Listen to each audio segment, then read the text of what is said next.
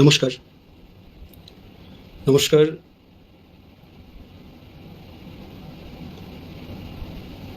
আমি রামকৃষ্ণ কয়াল, পেশায় একজন কলকাতা পুলিশ কর্মী। 23 বছরের কর্মজীবন অতিবাহিত। এখনো 17 বছর কর্মজীবন বাকি আছে। তো এই 23 বছর কর্মজীবনের 15টি বছর আমি এই তৃণমূল সরকারকে দিলাম।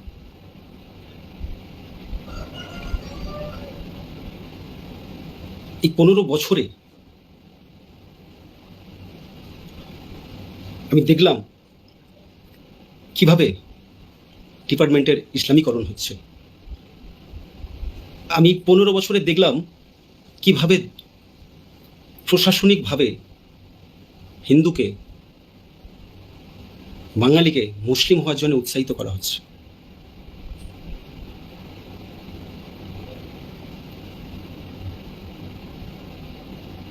আসন্ন এই বিধানসভা নির্বাচনে প্রথম ফেজের নির্বাচন হয়ে গেছে। সেকেন্ড ফেজের নির্বাচনের এই দক্ষিণবঙ্গের সমস্ত বাঙালির কাছে আমার আবেদন, আপনাদের ভাষায় তথাকথিত চটিচাটা দলদাস একজন পুলিশের আবেদন, আপনারা এমনভাবে ভোট করুন, ভোট দিন, যাতে সরকারের পরিবর্তন হয়। হ্যাঁ, আমি একজন দলদাস চটিচাটা পুলিশ ওই কথাটা বলছি, কারণ আমি দেখেছি কি দ্রুততার সাথে এই ডিপার্টমেন্টকে ইসলামীকরণ করা হচ্ছে, কিভাবে প্রশাসনিকভাবে বাঙালিকে মুসলমান হওয়ার জন্য উৎসাহিত করা হচ্ছে। এই ভোটে, এই সেকেন্ড ফেজের ভোটে দক্ষিণবঙ্গের মানুষ, সমস্ত বাঙালি যদি হিন্দু মনে করেন, সবাই মিলে টিএমসির এই সরকার পরিবর্তন করতে, অর্থাৎ টিএমসির বিপরীতে ভোট দিন। টিএমসি জিতে যাওয়ার অর্থ হচ্ছে মুসলমানের জিতে যাওয়া, হ্যাঁ, জেহাদি শক্তি জিতে যাওয়া।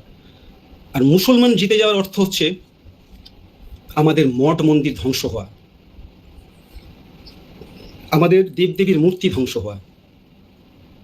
নমস্কার, সবাই ভালো থাকবেন। জানি আমার উপরে অনেক রকম স্টেপ হবে। আমি শুধু এটুকু বলবো, আমাদের সঙ্গে ছলচাতুরি হয়েছে, ধোঁকাবাজি হয়েছে, ষড়যন্ত্র হয়েছে বিগত কয়েক বছর ধরে সম্প্রীতির নামে, সেকুলারের নামে।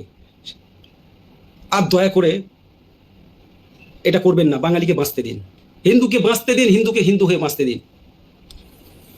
আর যদি বাঁচতে চান, পরিবর্তনটা অবশ্যই করুন। জয় হিন্দ, বন্দে মাতরম, ভারত মাতা।